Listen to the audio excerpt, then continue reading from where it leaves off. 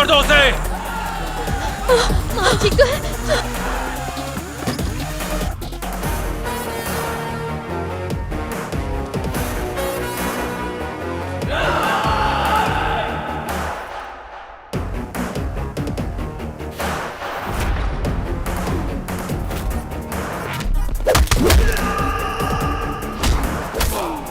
कहा था ये प्रोजेक्ट मत करो, अब देखो क्या हो रहा है।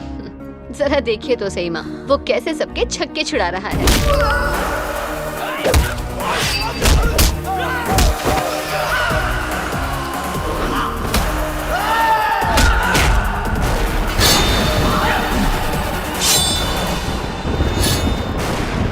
सुना पंडित जी, चाहे किसी का हाथ पैर कटे, चाहे सर धड़ से अलग हो जाए, चाहे खून की नदियां क्यों न बह जाए, भूमि पूजा रुकनी नहीं चाहिए।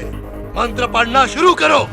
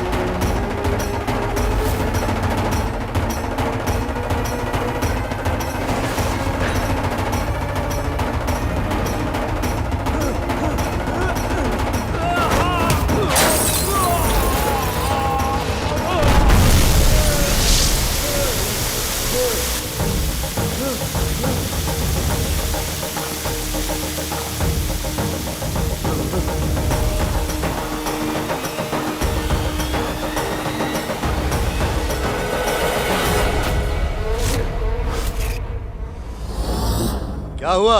शेर को साक्षात देखकर तेरा हुलिया क्यों बेरंग हो गया? हाँ?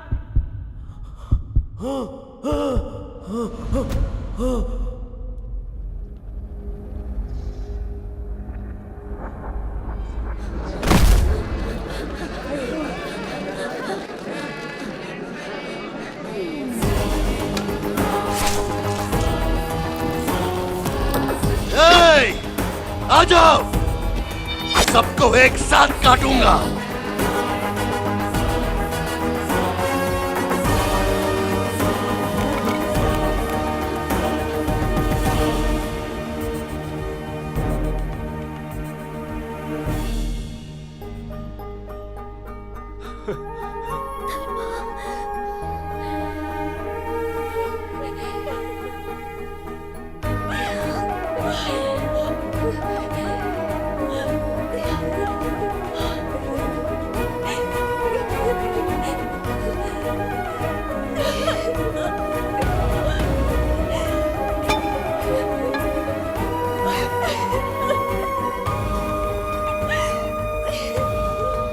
बेटा धर्मा,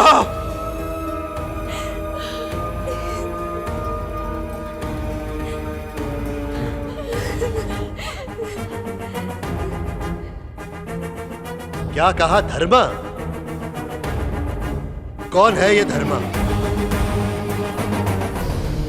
तुम यहाँ से क्यों चले गए? जब से तुम गए हो हमारी सुनने वाला कोई नहीं है। तुम्हारे जाने के बाद हमारे घर, हमारी जमीन ठाकुर ने सब कुछ हड़प लिया। पूरा गांव तबाह हो चुका है। हम उस जमीन के मालिक हैं और हमें गुलाम बना के रखा है। बेटा तुमने मुझे पहचाना नहीं, मैं हूँ सुरेश चाचा। और मैं पवन सिंह। मैं छोटू हूँ भैया। मैं सुनील कुमार। तुम हम सबको कैसे चुप हो जाओ, कुछ मत कहो। किसके सामने गिड़गिड़ा रहे हो? जिसने बहन को नहीं पहचाना, अपने बाप तक को नहीं पहचाना, बल्कि उस लड़की को भी नहीं पहचाना जिससे वो प्यार करता है। नहीं, ये हमारा धर्मा नहीं हो सकता। ये उसका कोई हम शक्ल है।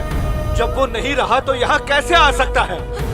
हमें माफ कर दीजिए साहब, हम नादानों ने आपको धर्मा समझ लिया। आप अपना काम जारी रखिए, हम चलते हैं। चलो यहाँ से, चलो। चलो बेटा यहाँ से, ये जगह ठीक नहीं है। 1 मिनट रुको, 1 मिनट। तो तुमने कहा कि हमारे चेयरमैन की शक्ल किसी से मिलती है, भाई तुम्हारे धर्मा से।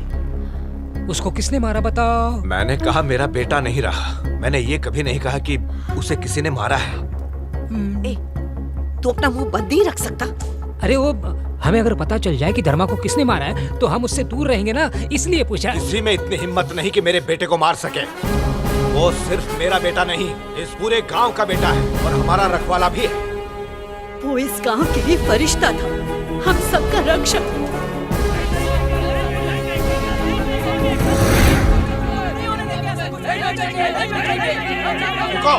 रुक जाओ। इस तरह चीखने चिल्लाने से कुछ हासिल नहीं होगा।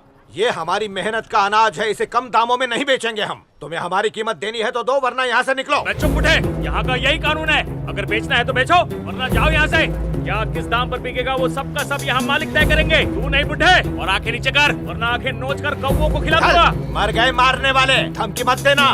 आखिर नुकसान झेलकर हम फसल क्यों बेचे? अरे क्यों इतनी अकड़ दिखा रहे हो तुम लोग? गली गली में कुत्तों की तरह भटकते थे। तुम लोगों को सरकार ने पनाह दी और तुम लोग अपनी औकात भूल गए और हम पर धौंस जमा रहे हैं। जब तू भी यहाँ पर आया था तो तेरी भी कोई औकात नहीं थी, समझा? तोड़ दूंगा तेरा। किसान की औकात क्या होती है? जमीन और आसमान से भीख मांगता है, भिखारी होता है वो। और मुझे अनाज नहीं बेचोगे? आग लगा दो इनके अनाज को।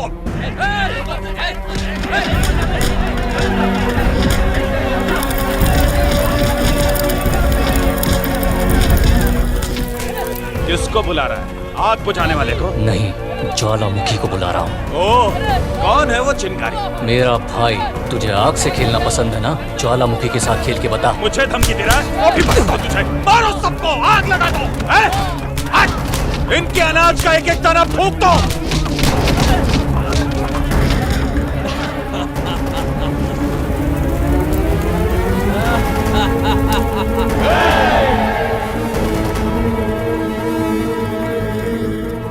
रस्सी जल गई लेकिन बल नहीं गया। आग से खेलने फिर आ गया तू। अरे किसके दम पे कूद रहा है? धर्मा, मेरा बेटा धर्मा।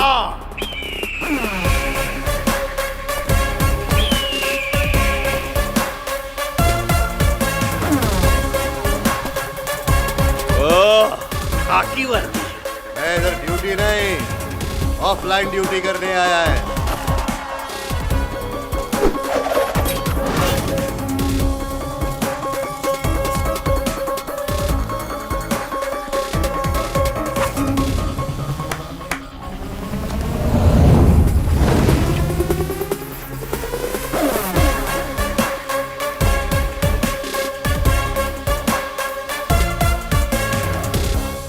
किसानों के बारे में क्या बोल रहा था? एक नंबर का भिखारी होता है, जमीन और आसमान से भीख मांगता है वो।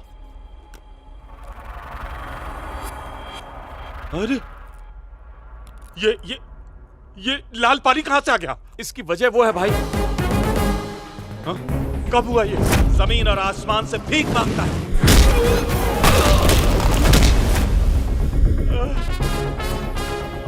किसानों को भिखारी बोल रहे तू? इनका ही खा खा के चर्बी चढ़ी है तेरे को। ये बता, मोबाइल फोन के बिना भी हम लोग जिंदा रह सकते हैं ना? फिर भी उसको बनाने वाला आज करोड़ों में खेल रहा है। शक्ल से बेवड़ा लग रहा है, पीता ही होगा। दारू के बिना भी लोग जिंदा रह सकते हैं, फिर भी दारू की भट्टी चलाने वाला आज करोड़पति है। गुटखा, तंबाकू, सिगरेट, पब्लिक को इसकी लत है। इसके बिना भी जिंदगी गुजर सकती है, फिर भी वो लोग सबसे ज्यादा पैसा कमा रहे हैं। लेकिन अनाज खाए बिना कोई भी जिंदा नहीं रह सकता। रह सकता क्या? नहीं ना। तो फिर जो किसान तुम्हारा पेट भर रहा है वही इस देश में भूखा क्यों मर रहा है? और उसकी वजह क्या है? तेरे जैसे दो कौड़ी के दलाल। जाओ जाके काट डालो।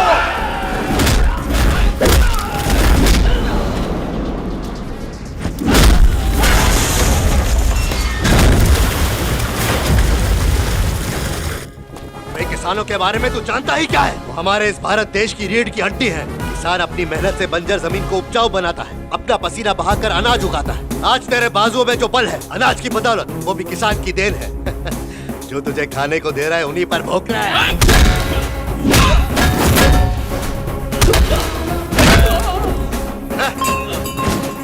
कठिनाइयों से भरे जंगल में हालात चाहे जैसे भी हो, गर्मी हो, सर्दी हो, आंधी हो, तूफान हो, ये सब कुछ झेल कर वो अनाज हम तक पहुंचाता है। गर्व है मुझे मेरे राज्य के किसान भाइयों पर।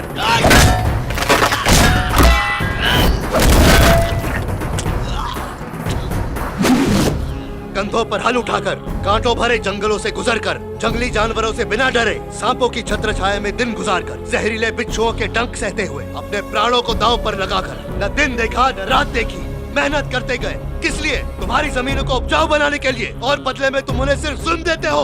उनके खिलाफ जो हाथ उठेगा उसे मैं काट डालूंगा। जाओ मारो!